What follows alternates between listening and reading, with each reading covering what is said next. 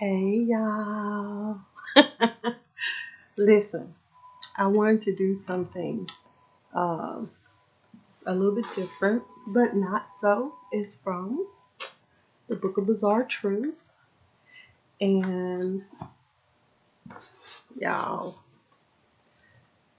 I have not been sleeping that well. Okay.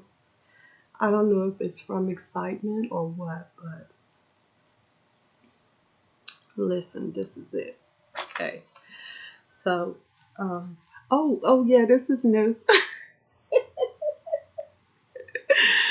Yeah, Merry Christmas. Okay, listen. Okay, so this is taken from page 612, and it is,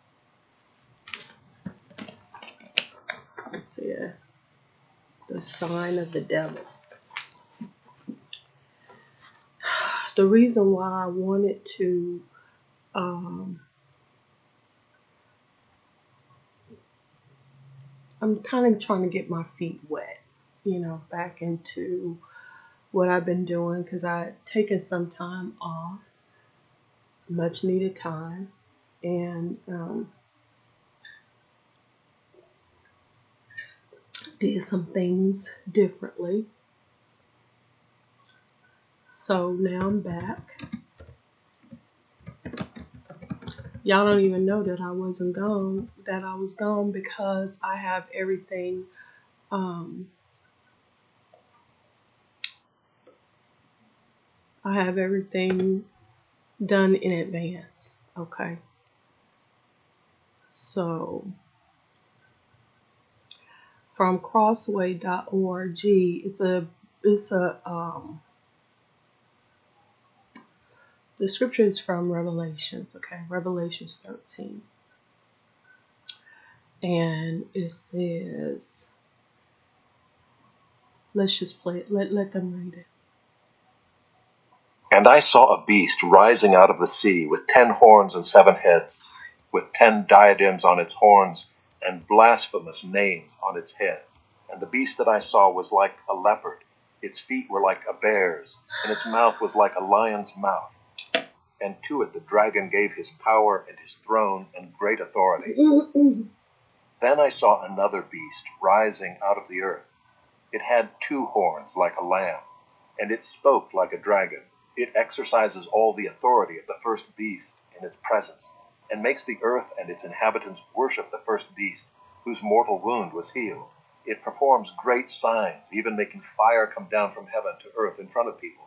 And by the signs that it is allowed to work in the presence of the beast, it deceives those who dwell on earth, telling them to make an image for the beast that was wounded by the sword and yet lived.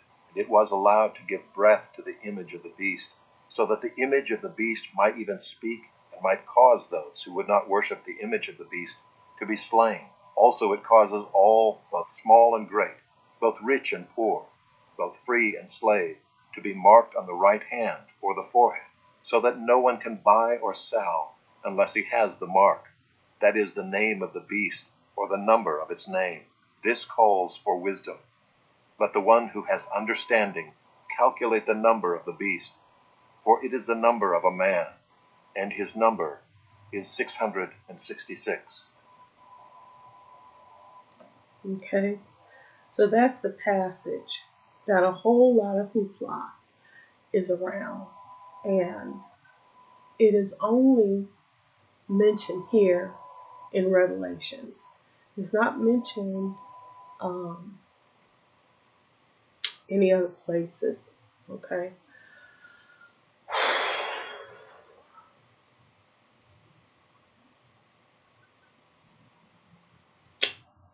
This is what it says in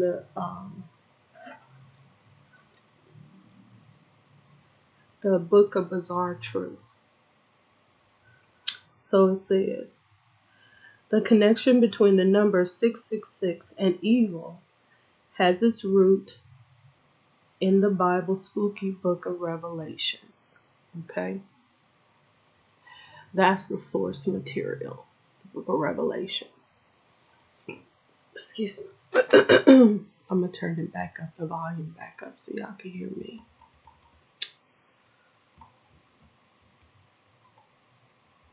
Okay? So I just let you hear the source material for the sign of the devil, the mark of the beast. 666. Okay? So I'm reading on page 612. So it says, no, it didn't come from the Iron Maiden song. No.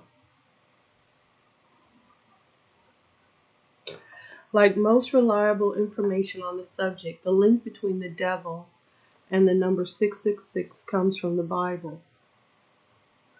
Okay? And if you were a regular at Sunday school, you might rightfully suspect that the explanation originates from the most bizarre book of the Bible, the book of Revelation. The New Testament saved most of its creepy stuff for its final act, in which we see Satan rise to power and destroy the world.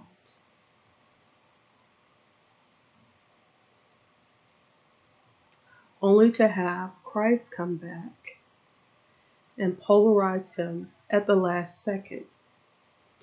In chapter 13, how's that for spooky? Yeah, it's Revelation chapter 13.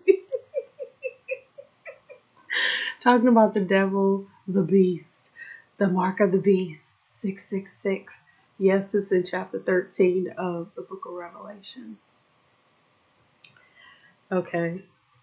We learn that the integral part of Satan's power grab is sending an emissary to earth who will force his inhabitants to worship the devil. Force Earth's inhabitants to worship the devil.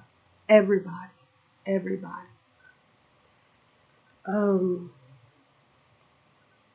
The chapter goes on to say that all who pledge allegiance to this emissary must wear his mark on their hands or foreheads, or else risk getting shut out of the new evil topia. Finally, at verse 18, we get this tidbit, depending on your translation. Wisdom is needed here. One who understands can calculate the number of the beast, for it is a number that stands for a person. His number is 666. Thus, the number of both the devil and the Antichrist is revealed to be 666. Why 666? Many people have noted that this fact is unusually specific for a book that otherwise deals with what are presumably symbols, such as dragons coming out of the earth. And maybe this stuff is not symbolic at all. It is literal. Okay?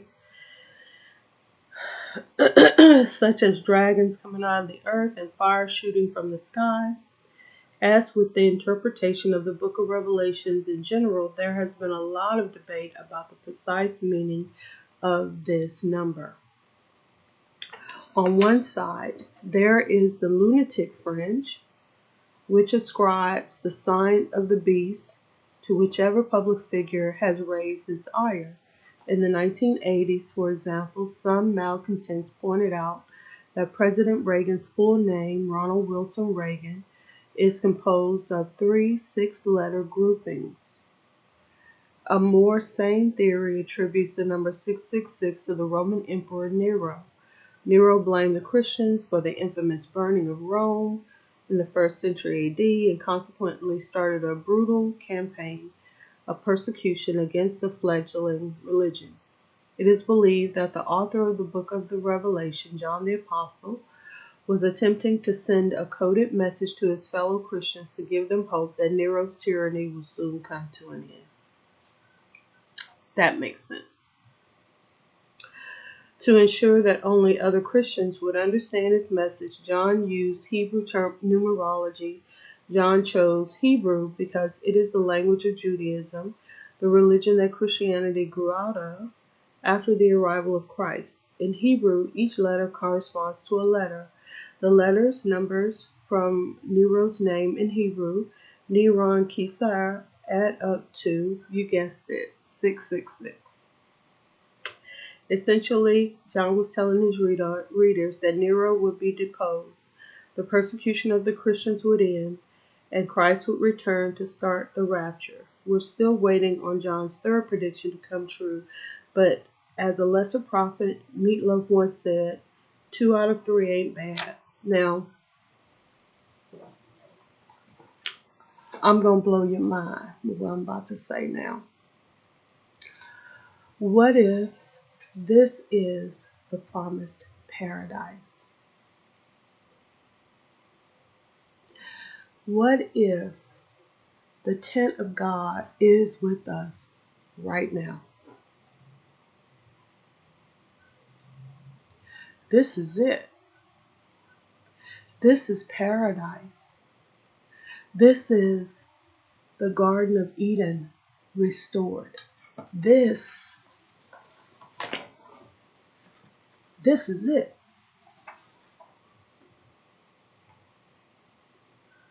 This is us living forever because we shed our bodies and the soul goes on. This is it. This is our living forever. This is our paradise. This is our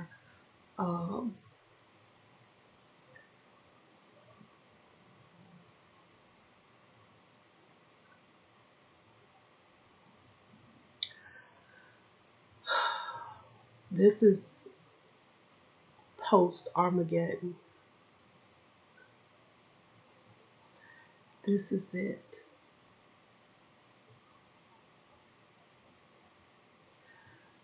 This is God with us. This is our heaven on earth. For the old heaven and the old earth already passed away. Yes, honey, what if this is it?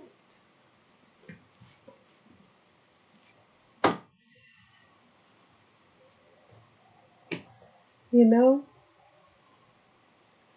what if it don't get no better? And that we are the chosen ones, all of us. Even the people who march in the KKK and all of that, they are doing what they are created to do. They are doing exactly what they're supposed to do. No more death, no more sorrow, no more sickness.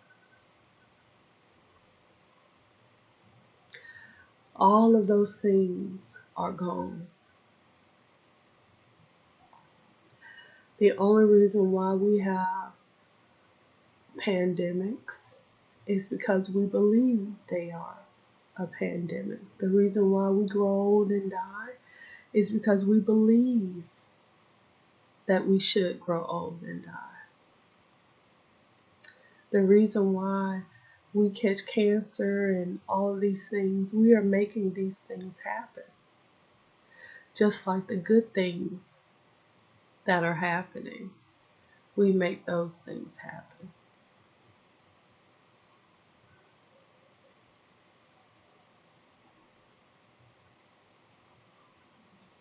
The reason why some of us live in poverty and lack is because that's what we have created in our own minds.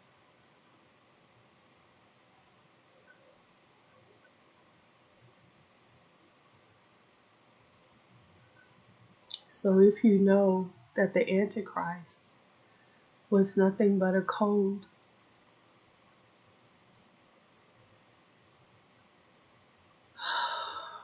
Armageddon,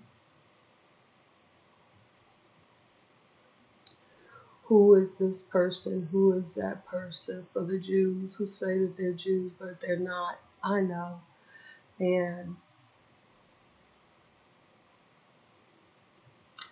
all the monuments and all of that, all things that we just made up. All of those relics in the museums and stuff like that, created in an art studio. They're all fake. All of this is just constructed because if people really knew that this is paradise, that this is where we get to live forever, and that we are in the presence of God, and that Jesus is in the face of every person living right now. Every person that you come in contact with is Jesus.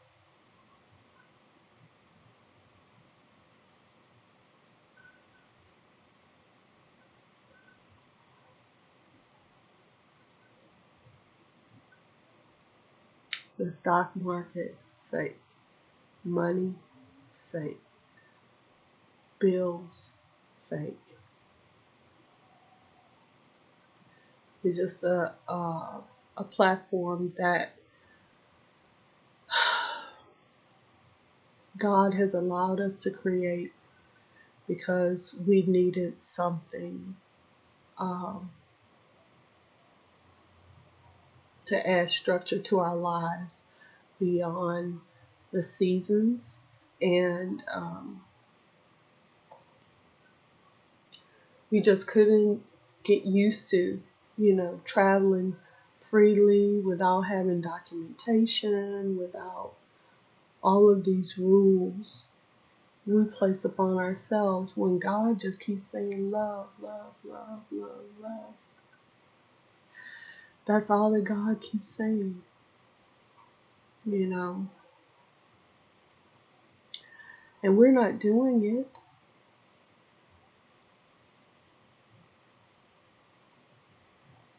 The Bible talks about the second death, but again, this is in Revelation,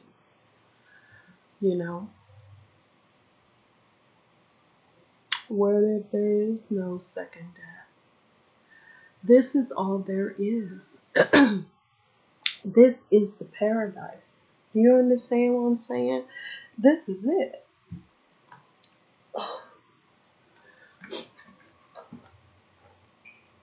This is it. Let me try to find something. Hold on. God is with me now. God is listening to this channel. Um,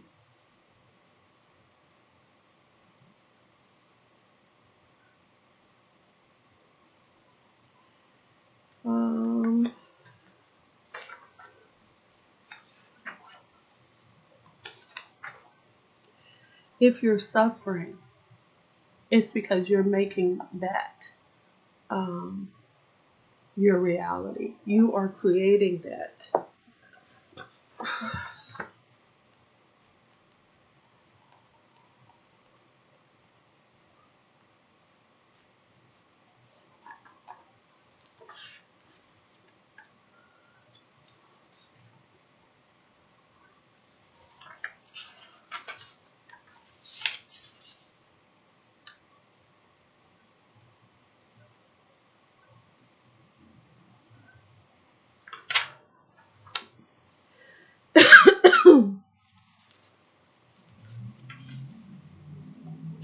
I can't even find it in here, but I think that that's the reason why people were so into the Matrix, right?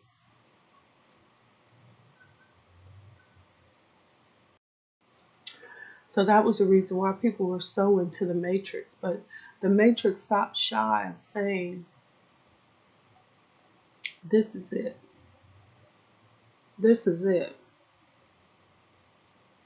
It did have the repetition, right?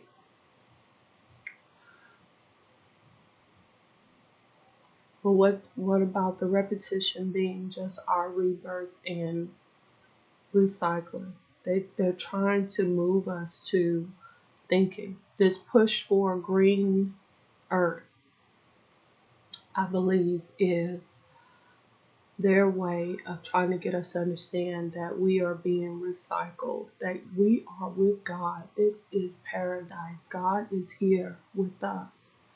Jesus is here with us. Death, pain, all those things have passed away. We're the ones who are creating these things again. They have to correct this. They have to correct this in the minds of humans. You have to stop believing that your body is not rejuvenating itself. When my grandmother died, she had lost all of her so-called permanent teeth and was regrowing baby teeth when she decided to die, because there was no reason for her to die. Was she neglected by the family? Yes. I stayed out of it because grandmommy wasn't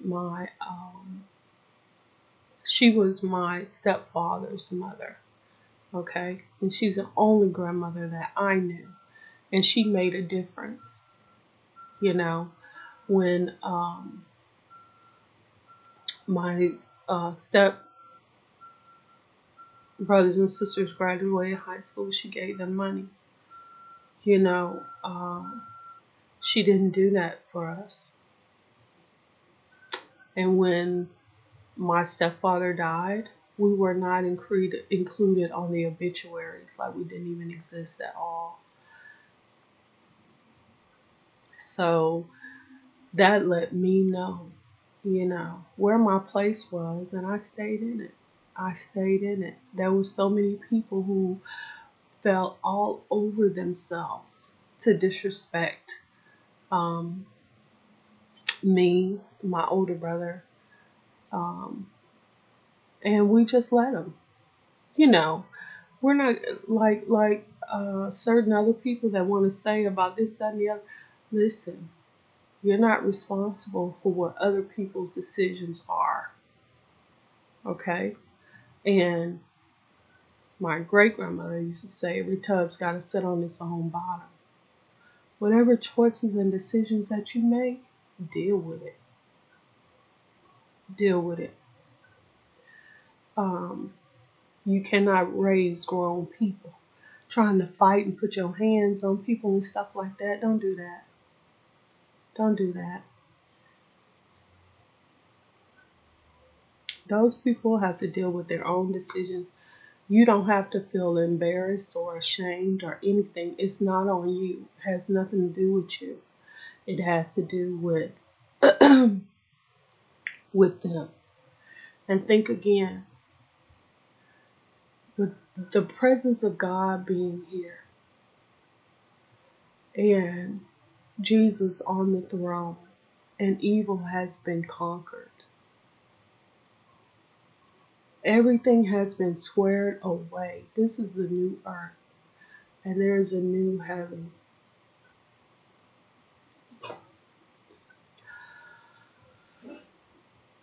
And somebody is being disrespectful or whatever, you don't have to worry about that. You don't have to worry about that. The racists, don't worry about that. This is something that is within that soul, and it's not something for you to trouble yourself with. You just have to continue to bask in, the glory of God and enjoy paradise. And keeping that in mind, I'm going to enjoy paradise. Today, I want to go to the beach, and so that's what I'm doing today. All right. I will talk to y'all later. Have a wonderful, wonderful day, and I will see y'all next time. Okay. Bye.